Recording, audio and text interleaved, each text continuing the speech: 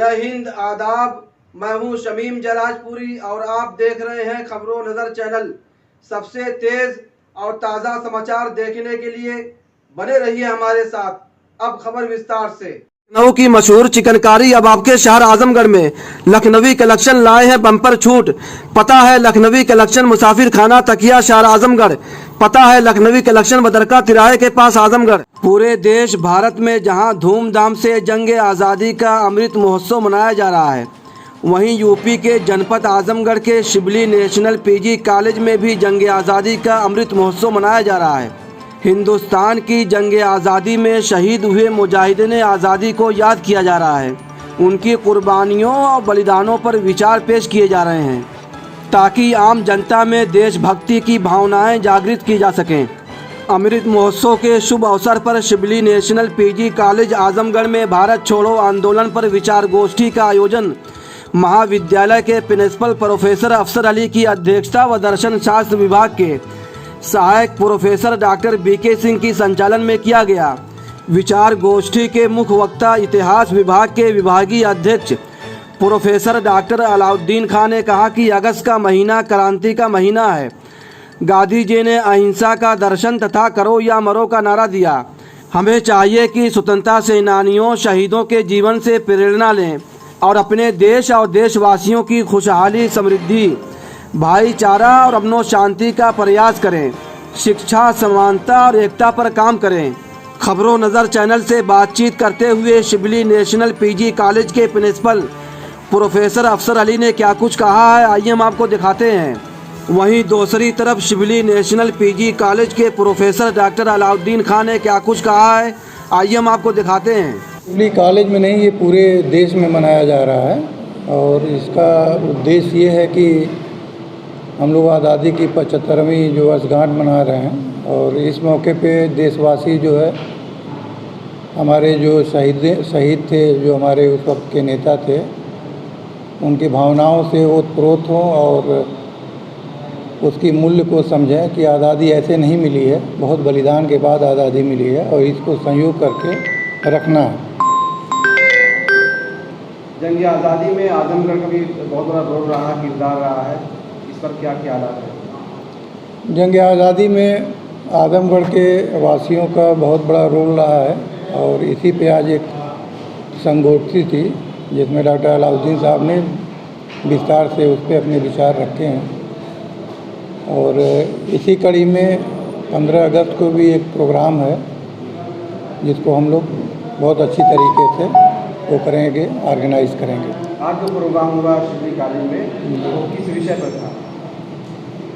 आज जो प्रोग्राम हुआ है ये आज़ादी के अमृत महोत्सव से रिलेटेड था, उसी के कड़ी में था और भारत छोड़ो आंदोलन में जो हमारे शहीद हुए हैं, जो हमारे भारतवासी या जो हमारे नेता थे, उनका योगदान क्या रहा है और उसी कड़ी में हमने आजमगढ़ के वासियों का भी देखा कि इनका क्या योगदान रहा है उस आज़ादी के उसमें भारत छोड़ो आंदोलन में। जंग आज़ादी की बात आती है तो महात्मा गांधी, अशफाकुल्लाह खां और जो है भगत सिंह और सारे जो मुजाहिदीन आज़ादी हैं जिन्होंने देश की आज़ादी में कुर्बानियाँ दी, शहीद हो गए और गिरफ्तारियाँ भी हुई लोगों की। आजमगढ़ का भी खास रोल रहा, जैसे अभी आपने जो है प्रोग्राम में शेख रजब अली का नाम लिया। जी जी, कहाँ के रहने वाले थे? शेख रजब अली बमहूर के थे और वो जो है उनका जो योगदान था ये जो 1857 में जो शुरू हुआ था आंदोलन उस वक्त था और उसी में उनका वो शहीद हुए थे। और आजमगढ़ में जो प्रमुख लोग थे उनमें वो भी थे और अंग्रेज़ों के लड़ते लड़ते वो जो है यहीं आजमगढ़ के बगल में एक जगह है ममरखापुर, उसी में उनको गोली मारी गई थी, नदी में वो गोली मारी गई थी और शहीद हो गए थे। जहां पूरे देश भारत में जंग आज़ादी का अमृत महोत्सव मनाया जा रहा है, शिबली नेशनल कॉलेज में भी जश्न आज़ादी का प्रोग्राम हुआ और जंग आज़ादी का अमृत महोत्सव मनाया जा रहा है। हमारे साथ खबरों नज़र चैनल से बातचीत करने के लिए मौजूद हैं मशहूर विद्वान और इस्लामी स्कॉलर और शिबली नेशनल कॉलेज के सीनियर उस्ताद डॉक्टर अलाउद्दीन साहब, आज का जो ये दिन है कितनी अहमियत का हामिल है और क्या पैगाम देता है देशवासियों के लिए? आज का ये दिन पूरे देश के लिए बहुत ही अहम दिन है, इसलिए कि 1947 में जो आज़ादी हमें मिली उसके 75 साल पूरे होने जा रहे हैं। किसी कौम, किसी मुल्क के लिए 75 साल बहुत होते हैं और इस 75 साल में हमारे देश ने बहुत तरक्की की है। हर तरह की चीज़ें हमारे देश में मौजूद हैं। सारे इंस्टीट्यूशन, चाहे वो टेक्नोलॉजी के से रिलेटेड हों, जनरल एजुकेशन से रिलेटेड हों, मेडिकल साइंस से रिलेटेड हों, हर चीज़ यहाँ पे मौजूद है। आज हमें गर्व है कि हमारी सरकार, हमारी गवर्नमेंट 75 साल पहले जिन लोगों ने देश के प्रति अपनी जान निछावर की थी, कुर्बानियाँ दी थी, अंग्रेज़ों के ख़िलाफ़ लड़ाई लड़कर भारत को स्वतंत्र कराया था, उसका अमृत महोत्सव मनाया जा रहा है, ताकि हम उन शहीदों को याद कर सकें जिनके खून से, जिनकी कुर्बानियों से ये देश आज़ाद हुआ था। आज हमको पैगाम ये देना है कि जिस तरह से उस वक्त तमाम मज़हब, तमाम धर्म से जुड़े हुए लोगों ने मिलजुल कर अंग्रेज़ों के ख़िलाफ़ लड़ाई लड़ी थी, उसी तरह का माहौल पूरे हिंदुस्तान में आज हम सबको क्रिएट करना है, ताकि हिंदू, मुस्लिम, सिख, ईसाई एक भाई की तरह से हिंदुस्तान में रहें। और जब ये लोग एक होंगे, इनके बीच में इत्तेहाद होगा, इंटीग्रेशन होगा, एकता होगी, तो ये देश आगे बढ़ेगा।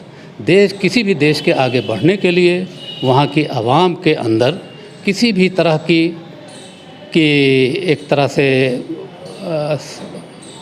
कम्युनल हार्मनी का होना ज़रूरी है। और हमारे देश में इसलिए कम्युनल हार्मनी का होना ज़रूरी है कि ये देश की यही पहचान है कि यहाँ हर तरह के लोग मौजूद हैं। एक ऐसा चमन है जहाँ पर हर तरह के फूल खिले हुए हैं, और अगर उस चमन से चंद फूलों को एक तरह से मुरझा जाएं अगर वो, तो चमन की खूबसूरती ख़त्म हो जाएगी। इसलिए एकता ज़रूरी है, और इस एकता को कायम करने में हम तमाम लोगों का कर्तव्य है कि उसको कायम करें। इसमें सरकार से लेकर एक आम जनता का एक कर्तव्य बनता है कि जहाँ भी समाज में टूट फूट होता हुआ देखें, उसे जोड़ने की कोशिश करें। पूरा देश भारत महात्मा गांधी, बाबा कौम महात्मा गांधी और भगत सिंह, शहीद अशफाकुल्लाह खां को याद कर रहा है, उन्हें खराज अकीदत पेश कर रहा है और श्रद्धांजलि दे रहा है। जंग आज़ादी में आज़मगढ़ का क्या रोल रहा, क्या किरदार रहा, और ख़ास तौर से वो जंग आज़ादी में जो आज़मगढ़ के लोग थे उनके नाम क्या थे? जो है, देखिए, 1857 से 1947 तक यहाँ के लोगों ने अपनी कुर्बानियाँ दी। राजा इरादत जहाँ ने माहौल में लड़ाई लड़ी अंग्रेज़ों के ख़िलाफ़, रजब अली ने भमौर में लड़ी, और इस तरह से बुद्धू सिंह और दूसरे बहुत से लोग थे, जैसे सीताराम और ये मोहम्मद हनीफ़, बहुत सारे नाम हैं, वो नाम बैक वक्त याद नहीं हैं, लेकिन हिंदू और मुसलमान दोनों ने मिलकर 1857 से 1947 तक यहाँ पर अंग्रेज़ों के ख़िलाफ़ लड़ाई लड़ी, अपनी जान की कुर्बानियाँ दी, अपने पैसे खर्च किए, और सरकारी जो दफातर थे उन पर जाके तोड़ फोड़ की, ताकि अंग्रेज़ों को यहाँ से भगाया जा सके।